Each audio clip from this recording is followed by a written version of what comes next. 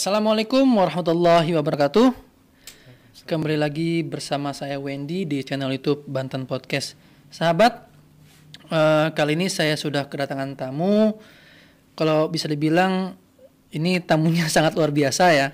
Beliau adalah Kak Endra Agung Septiadi sebagai perwakilan Banten, mewakili Banten waktu itu menjadi Duta Batik Indonesia tahun 2024. Luar biasa, dan beliau juara. Alhamdulillah. Nah, saya pengen tahu sebenarnya nih, sebenarnya batik ini sebuah warisan atau tren ya Kak ya, karena di setiap goresan batik itu kan penuh cerita, entah itu cerita dalam cerita jati diri bangsa, terus keindahan dan motifnya itu nggak bakal lekang oleh waktu gitu kan, masih terus berkembang sampai saat ini gitu. Nah Kak, saya pengen tahu nih, Kak Endra nih kesibukannya apa Kak untuk saat ini Kak? Untuk saat ini sih paling kayak promosi batik-batik yang ada di Provinsi Banten sih Kak.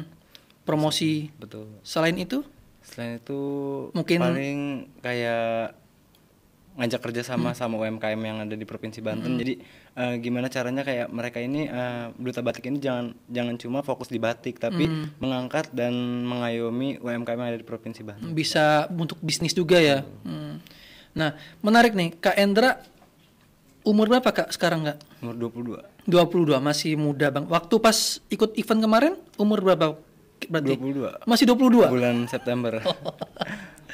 Nah, Kak Endra ini berapa bersaudara kalau saya boleh tahu nih? Dua bersaudara. Dua bersaudara. Berarti Kak Endra anak kedua. Anak kedua. Berarti yang satunya kakak Teteh ya. Nah, itu punya hobi yang sama atau punya ini yang sama nggak sama Kak Endra, atau dulunya duta juga gitu, duta batik nggak? Kalau Teteh lebih ke pendiam. Introvert. Kalau Endra lebih ekstrovert berarti ya. Malu-maluin Kak. Malu-maluin juga kan, membanggakan Indonesia, Banten gitu kan, khususnya mewakili Banten gitu kan. Nah, Kendra, waktu kan mewakili Banten di tingkat nasional dah. Waktu itu tanggal berapa Kak kalau boleh ingat nggak? Tanggal 27 sampai 30 November. 27 sampai 30 November tahun 2024. Dan waktu itu juara Kak ya? Alhamdulillah. Juara apa nih maksudnya, tingkat apa? Dapat best inspiratif sama Duta Batik Indonesianya. Luar biasa loh. Ngalahin berapa peserta Kak? Untuk peserta itu waktu itu ada sekitar 16 dari provinsi yang berbeda itu Kak. Dapat provinsi yang itu waktu itu ingat nggak provinsi mana yang ikut dalam kompetisi pemilihan Duta Batik Indonesia ini? Dari Jogja, dari Riau, DKI Jakarta, Jawa Barat dan Jawa Timur Kak. Banyak ya, tapi nggak semuanya ya. Iya. Maksudnya kan provinsi Indonesia kan banyak nih, sampai 30 berapa itu kan. Tapi cuma nggak nyampe 10 tadi provinsinya. Kira-kira kenapa tuh Kak? Mungkin karena kayak generasi muda ini kurang kesadaran akan kekayaan yang dimiliki oleh Indonesia, khususnya batik ini Kak. Karena menurut saya, kenapa saya ingin melestarikan batik khususnya yang ada di Provinsi Banten tersendiri, karena peluang besar untuk mengangkat angka pendapatan hasil daerah. Jadi kita nggak cuma ngandelin dari yang namanya pabrik-pabrik atau investor yang dari luar, tapi kita bisa menciptakan dan kita bisa menghasilkan. Karena bisa dibilang batik ini kan ya bisa dibilang warisan juga iya gitu kan, bisa dibilang tren juga iya, karena kan masih terus berkembang sampai saat ini kan.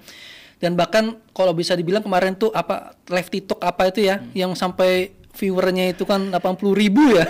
Itu kan karena jualan batik kan itu. Kakak ngikutin itu juga? Enggak. Tapi itu bener-bener Kak, itu 80.000 penonton viewer itu live itu. Keren, luar biasa. Padahal jualan batik. Nah Kak, ini kan pasti kan pemilihan Duta Batik ini kan pasti pemilihan seperti ini pasti kan ada melewati tahapan-tahapan ya Kak ya. Entah itu dari tahapan kabupaten kota, tahapan provinsi, atau sampai akhirnya ke tingkat nasional. Ini Kak Endra melewati hal itu Kak? Kalau aku kebetulan kan lihat flyernya Kak ya di Instagram, nah itu khususnya di Banten tersendiri itu masih tersedia kuota yang namanya handpick dari nasional langsung. Karena di Banten belum ada yang namanya regional directornya, jadi belum ada yang megang koordinatornya di Banten ini Kak. Jadi ketika saya mendaftar di nasional, alhamdulillah lolos dan dinyatakan menjadi finalis. Oh, berarti waktu sebelum-sebelumnya itu belum ada pengurusnya Belum ada, berarti. dari Banten belum ada. Tapi sebelum Kak Endra ada nggak yang ngikutin duta batik Di provinsi iya. provinsi Banten. Iya. Untuk Nggak dari provinsi Banten nggak ada. Nggak ada. Berarti sendiri. cuma Kak Endra. Betul. Pertama berarti ya. Pertama Kak. Luar biasa. Ini perjuangan banget nih Kak ya. Ada dukungan nggak dari pemerintah daerah? Untuk mungkin beberapa ada Kak. Cuma nggak sepenuhnya. Kayaknya senyumannya itu Senyuman berharap. Iya. Nah, waktu Kak Endra itu mewakili kabupaten kota, waktu itu mewakili daerah mana Kak? Mewakili Kota Serang Kak. Kota Serang. Alhamdulillah dapat support dari Dinas Pariwisata dan Pemuda Olahraga Kota Serang. Ya waktu itu di PLT-in sama Pak Wahyu Nur Jamil. Pak Wahyu Nur Betul, Jamil. karena emang dia sat-sat banget Kak. Sat-sat Itu. gitu ya. Ya kan jargonnya gini Betul, Pak. Kak. Macam kan. Nah, waktu Kak Endra akhirnya itu kan mewakili Banten lah gitu kan ke kancah nasional, itu respon dari keluarga Kak Endra sendiri dan juga bahkan tempat tinggalnya Kak Endra di Kota Serang itu seperti apa Kak? Tahu nggak Kak Endra ini mewakili Banten gitu? Alhamdulillah tahu Kak, dan dari keluarga sendiri sih bangga banget ya karena dari cucunya Mbah itu emang bener-bener yang ngenal aku pas sekolahnya itu males-malesan segala macam, tapi pas udah lulus ya bisa ngangkat, maksudnya bisa mewakili Banten khususnya di ajang nasional itu suatu prestasi yang luar biasa. Membuktikan diri berarti kan ada progres gitu kan. Emang ya saya juga dulu malas-malesan gitu. Bahkan sampai sekarang sih.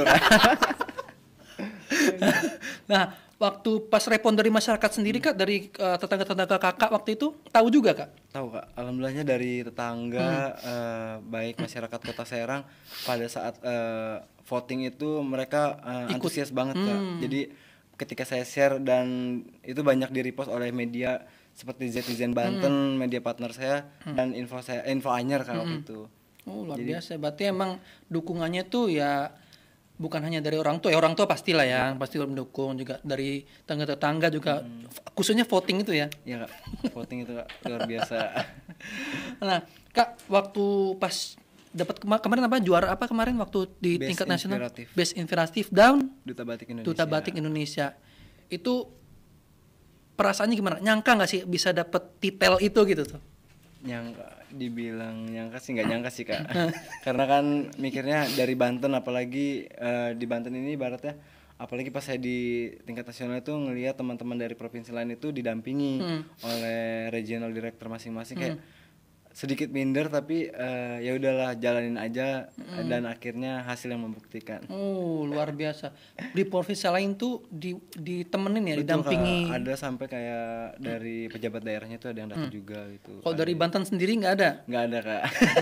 Mungkin kita positif aja, mungkin Kak. Jauh ya. Betul. Waktu itu lokasinya di mana Kak? Di Surabaya Kak, di Surabaya Jawa Timur.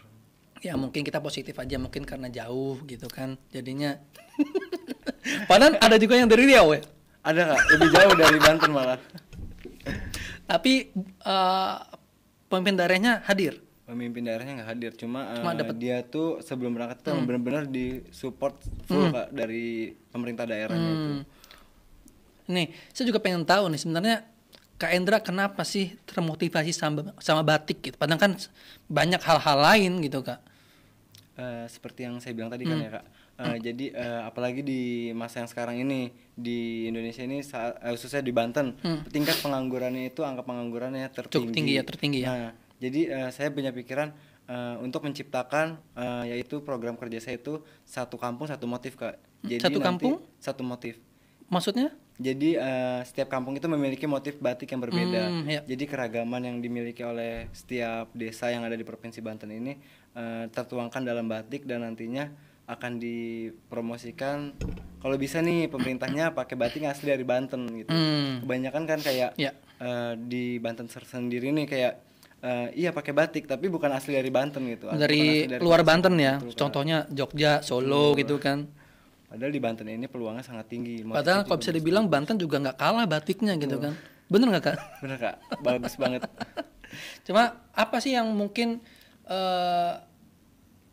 masyarakat tuh lebih seneng batik luar dibandingkan batik Banten? Kira-kira kenapa Kak menurut Kak Endra nih? Mungkin karena Atau dari motifnya Kak atau dari seperti harga apa? sih Kak kayaknya. Karena di Banten ini kan harganya lumayan cukup tinggi ya.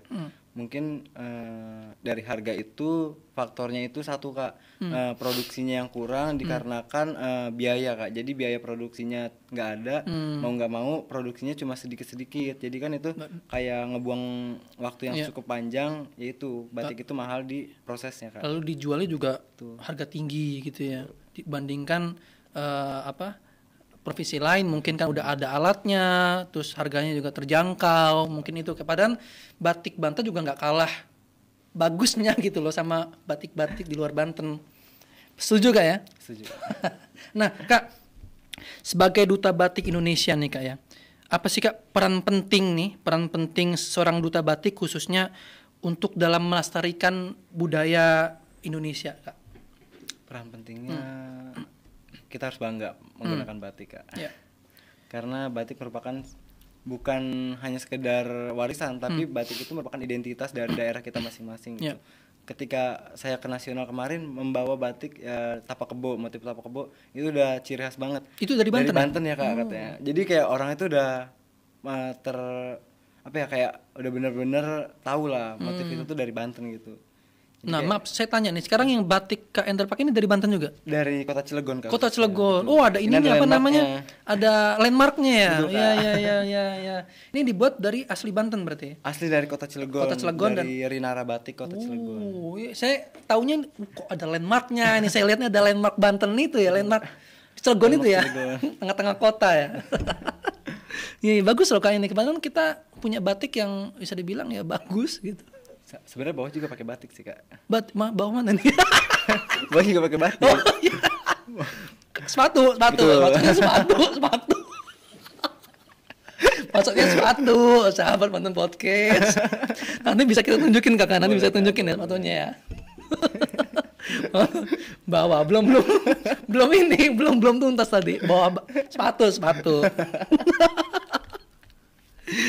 Kita seru-seruan ya di sini, ambil ngobrol-ngobrol santai gitu kan. Nah Kak Endra ini kan masih bisa dibilang cukup muda lah ya, umur 22 tahun gitu kan. Waktu juara juga waktu kemarin juga 22 tahun gitu. Istilahnya mah berarti Gen Z ya masuknya. Gen Z. Nah Kak, bagaimana cara Kak Endra sendiri nih sebagai generasi milenial atau Gen Z gitu kan ya, memperkenalkan batik dalam generasi muda gitu. Karena bisa dibilang anak-anak muda zaman sekarang tuh ogah-ogahan mungkin bukan pakai batik gitu. Gimana Kak? Untuk mengenalkan itu terutama menggunakan media sosial dulu Kak. Yeah. Kita edukasi di media sosial, kita sering posting-posting menggunakan batik dan setiap acara saya pasti selalu menggunakan batik. Tapi batiknya itu gimana caranya diterima oleh kaum milenial sekarang nih Kak. Jadi enggak batik cuma kayak kemeja biasa gitu doang kayak mau undangan. Tapi kita bisa modifikasi kayak kita buat walaupun itu batik tapi bukan cuma buat baju, bisa dibuat tas, bisa dibuat sepatu dan bisa dibuat sebagai cenderamata lainnya. Hal-hal lain lah. Sarung mungkin ada juga kan? Bisa Kak. Nah, ini bisa dibilang mungkin batik ini kan ya mungkin sempat juga ya diakui sama negara lain gitu kan ya. Nah, menurut pandangan Kak Hendra nih batik ini emang asli Banten, asli Indonesia atau luar nih kan nih? Karena banyak yang mengakui nih kan nih batik nih, jangan-jangan. Nah itu Kak, jadi kenapa negara lain mengakui batik dan mengklaim? Sebetulnya UNESCO sendiri sudah mengklaim batik itu warisan tak benda dari Indonesia gitu kan. Kenapa dibilang warisan tak benda? Sebenarnya yang dibilang batik itu bukan barangnya Kak, tapi merupakan prosesnya. Proses dari membatik yaitu menggunakan lilin malam dan canting. Kalau nggak ada lilin malamnya itu bukan batik namanya. Yang diukir pakai tangan itu kan. Kalau dulu, sekarang udah modern nggak cara pembuatan batik atau masih menggunakan tangan Kak ya? Kalau dari yang kita bilang batik itu yang menggunakan cara dulu sih Kak. Kalau sekarang kan ada batik printing, saya dengar juga mau ada batik AI Kak. AI itu mau ngadain batik, nah itu kalau menurut saya kurang setuju. Karena semakin dimodifikasi tapi semakin di luar nalar karena meninggalkan sejarah yang udah ada gitu Kak. Karena saya juga pernah waktu itu waktu saya SMP ya. Saya juga pernah ke Solo atau Jogja itu melihat proses pembuatan batik. Bahkan saya juga membuat batik waktu itu cuma sehelai kain karena emang ada prosesnya gitu kan, dikasih caranya itu saya membuat batik di tempat itu gitu tuh. Dan tempat apa kayak corong begitu tuh. Iya, corong canting gitu gitu. canting gitu ya. Betul. Kita ukir sendiri gitu. Itu Ya, Kak, ya? seru banget. Jadi kita memang meluapkan bisa meluapkan emosi atau perasaan kita di situ ya. Istilah kayak melukis lah ya. Bener banget itu. Wah, itu seru sih, sebenarnya seru banget. Kak Indra pernah Waktu buat di batik juga? nasional tersendiri itu jadi kita hari karantina kedua itu kita ngebatik bersama-sama. Jadi apa identitas di daerah kita tuangkan di situ. Kebetulan waktu itu saya membawa identitas Badak karena belum tentu daerah lain itu mempunyai Badak. Karena hanya ada di Banten doang. Banten, Badak bercula satu. Asik. Nah, Kak ini kan sebagai duta batik Indonesia ini kan pasti punya tantangan terbesar Kak ya dalam memperkenalkan batik itu sendiri Kak ya. Nah, Kak Indra merasakan di era modern sekarang nih kesulitan nggak sih Kak untuk memperkenalkan batik Kak? Kalau untuk kesulitan di area modern sih enggak ya kayak karena kita ada media sosial, kita manfaatkan semaksimal mungkin. Kayak contohnya saya sering posting nih. Nah pas keluar saya pernah keluar ke suatu tempat, nah itu langsung ada yang bilang, "Ih duta batik yang di IG," katanya. Oh, kenal mereka ya. Jadi kayak dengan nggak sengaja lihat konten kita, mungkin mereka udah ngecap kayak mungkin ya semoga generasi muda terbuka hatinya untuk mencintai batik gitu Kak. Ada tantangan lagi nggak sih Kak selain itu tadi Kak? Mungkin dalam pengenalan mungkin dari segi daerah mungkin terlalu sulit terjangkau seperti apa Kak? Mungkin kalau itu kembali ke ya bener sih Kak, jangkauan daerahnya kayak ada saya ingin memperkenalkan sekali itu ada pengrajin yang di mana itu di Kabupaten Lebak, tepatnya di desa mana ya? Lupa saya Kak. Pokoknya daerah agak ke Malingping sana lah. Itu batiknya bagus-bagus tapi susah dijangkau. Jadi untuk memperkenalkan ke masyarakat itu susah banget untuk dijangkau. Ini mungkin pemerintah juga harusnya ikut andil ya. Betul, dalam memperkenalkan batik ini. Betul, ya. Karena emang batik ini masuknya ada di dinas pariwisata ada, di dinas kebudayaan juga ada. Pendidikan karena, ya. Betul, di kebudayaannya itu sebagai seni kan, seni dan budaya.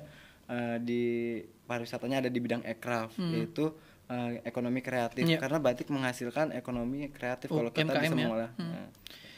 Ya harusnya pemerintah juga harus ikut andil ya, benar ya. Maksudnya entah itu mungkin tadi Kak Endra bilang aksesnya sulit, mungkin nanti bisa dibuatkan akses yang dipermudah karena batik ini salah satu warisan budaya juga ya. Karena hampir sama kayak waktu pas kemarin tuh podcast sama ini kebaya. Betul. Sama aja kan. Dan ini juga sudah diakui UNESCO ya. Batik ini ya. Kebaya juga udah Kak. Udah, iya kebaya juga sudah gitu kan. Batik dan kebaya sudah hak milik Indonesia dan gak bisa diganggu gugat gitu. Takutnya waktu di ISO Speed kemarin itu kan batik dari Malaysia. Padahal dari Indonesia ya kayak. Nah Kak, saya pengen tahu nih karena ini kan Kak Endra kan juga sebagai duta batik nasional gitu kan, duta batik Banten juga gitu kan. Nah untuk masyarakat atau anak-anak muda ini ikut berpartisipasi, ikut kompetisi duta batik itu ada tahapannya nggak sih Kak? Maksudnya ada kriteria atau ciri-ciri nggak? Seperti apa? Untuk seleksinya itu biasanya di-share di Instagram sih Kak. Ada Instagramnya itu Putra Putri Batik Banten. Di situ ada untuk tahun ini kebetulan alhamdulillah udah terselenggaranya seleksi dan tinggal karantina dan grand final saja Kak. Nah, ciri-ciri pesertanya nggak ada harus tinggi berapa, harus kalau bisa tinggi, bahasa Inggris, bahasa Arab mungkin gitu. Sih, Kak, karena kan kita lebih ke pelestarian budaya ya. Nah, menurut kita tuh bahasa Inggris itu nilai plus aja gitu. Tapi yang kita ambil itu gimana dia mempunyai advokasi Kak. Satu yang paling penting itu advokasi dan attitude. Itu yang terutama ya. Kak, dari advokasi itu gimana caranya peserta yang ikut ini mempunyai advokasi untuk memajukan batik dan menaikkan angka pendapatan daerah di Provinsi Banten. Luar biasa. Nah, kalau untuk tingginya juga Kak nggak ada batasan? Nggak ada sih Kak. Takutnya saya mau ikut gitu kan. Aman. Tinggi saya kan cuma 165 nih.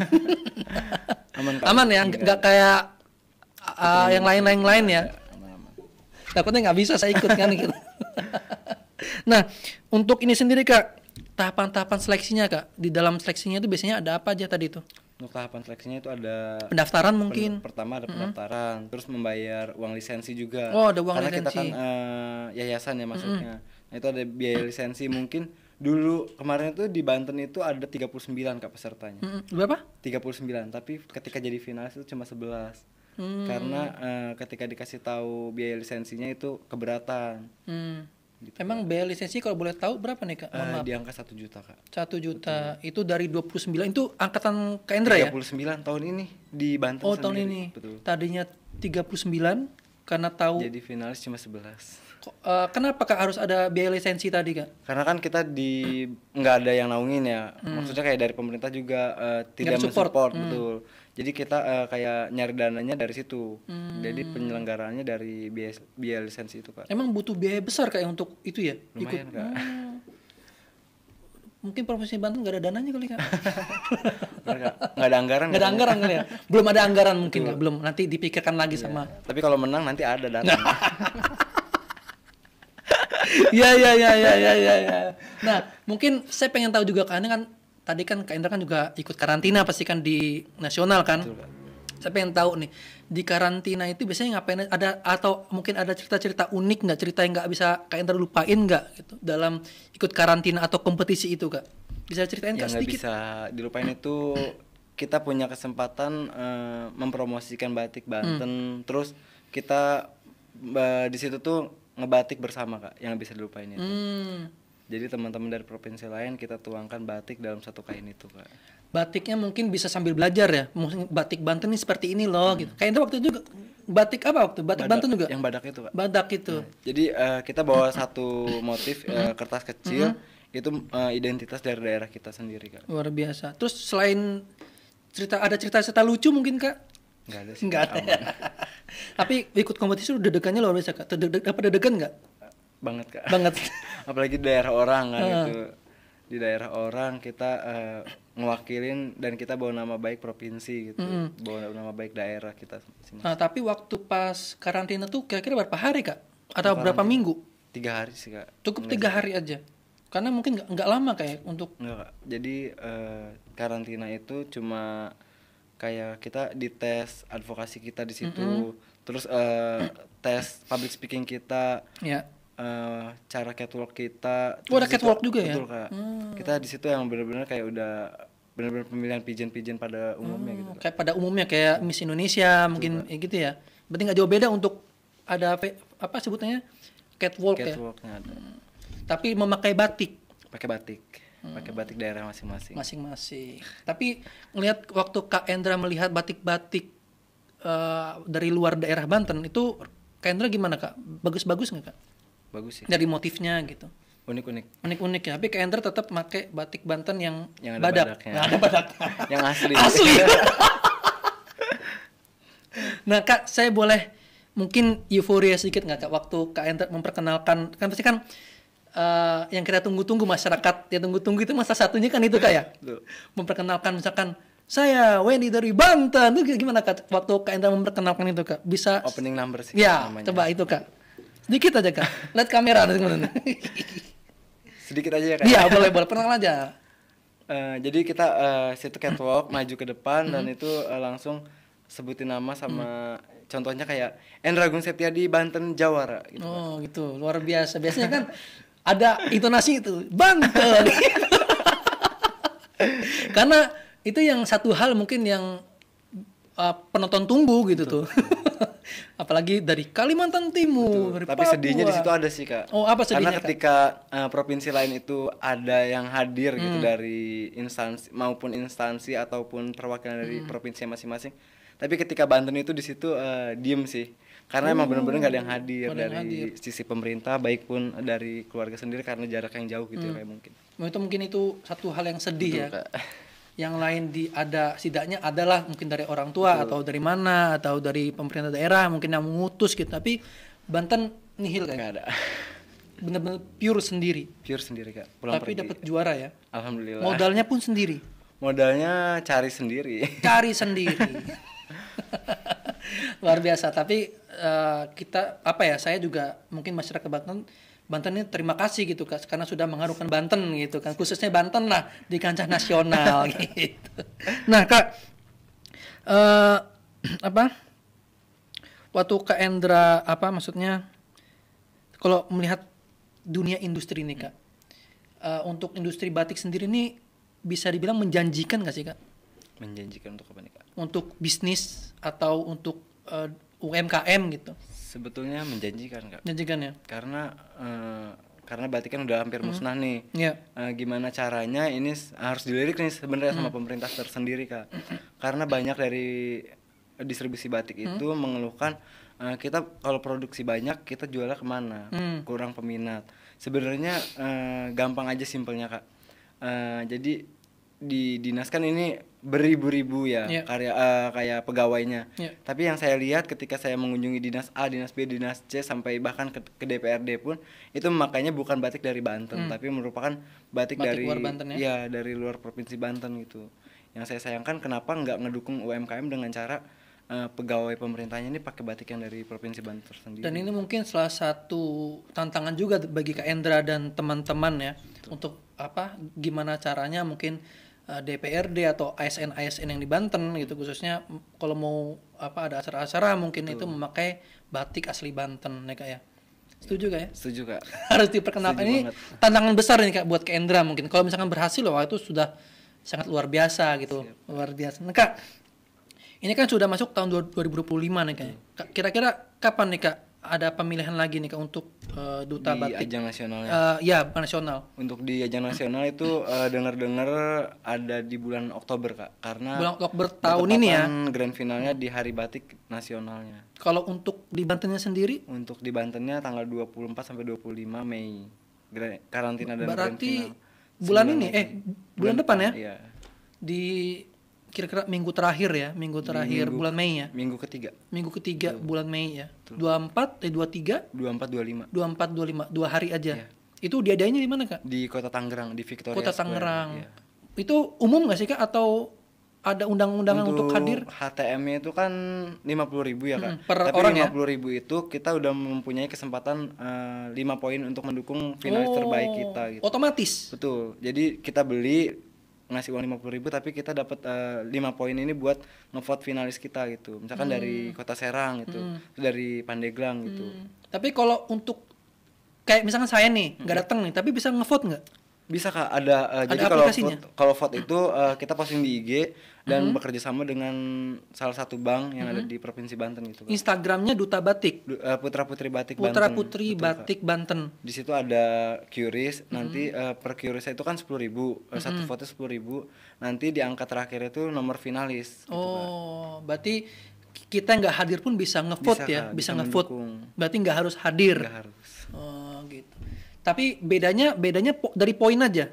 Kalau datang sana kan 5 poin. Kalau di luar kan, jadi kalau kita beli HTM itu 5 poin. Sama aja sih, dibagi 5 kan 10.000. Oh iya. Berarti kalau saya misalkan QRIS lagi 5 kali, 10 kali bisa? Bisa aja. Bisa, berarti 100.000 gitu. Kelipatan itu Kak kalau QRIS. Oh iya Pak, paham. Masih ada biayanya berarti ya. Iya. Nah, kemudian terakhir nih Kak, mungkin ada pesan nggak sih Kak untuk masyarakat Banten khususnya atau pemerintah daerah atau investor mungkin yang mau masuk gitu, mau bikin batik Banten itu Kak, sok. Boleh banget Kak. Sebagai closing statement lah dari Kak Endra. Nah, jadi harapan saya sih pemerintah Provinsi Banten bisa melirik dan membuka matanya bahwa di Banten ini banyak pemuda yang berprestasi tapi terkendala dengan biaya. Gimana itu caranya pemerintah Provinsi Banten mempunyai solusi dan tetap mensupport walaupun dikatakan tidak ada anggaran, tapi yang namanya prestasi itu tidak terduga. Kayak saya aja kayak berangkat nggak taunya dapat kan. Ya, namanya kita udah mempunyai kemauan untuk mencoba, itu harus disupport sama pemerintahnya. Itu aja sih. Setidaknya support pemerintah ya. Betul, Kak. Dukungan entah itu apa gitu kan ya. Karena ya bisa bilang nih batik juga apa ya ya gitu. Pokoknya ini sebenarnya pemerintah itu, menurut saya, entah itu komunitas itu emang kurang banget untuk dukungan seperti itu gitu. Bahkan kalau udah dapet baru lah disanjung, baru udah ini. Tapi kalau untuk mulainya itu sulit banget. Kita harus membuktikan dulu. Ya, harus dibuktikan dulu. Tapi masalah harus ada pembuktian berulang-ulang. Iya sih. Harusnya malu ya. Oke, sahabat. Sekian bincang-bincang sama Kak Endra Agung Septiadi. Terima kasih Kak sebelumnya sudah mau hadir ke studio Banten Podcast. Semoga ini menginspirasi kaum muda ya untuk tetap bangga akan batik. Siap. Karena batik penuh cerita. Yes. Assalamualaikum warahmatullahi wabarakatuh. Waalaikumsalam warahmatullahi wabarakatuh. Terima kasih Kak Endra. Siap.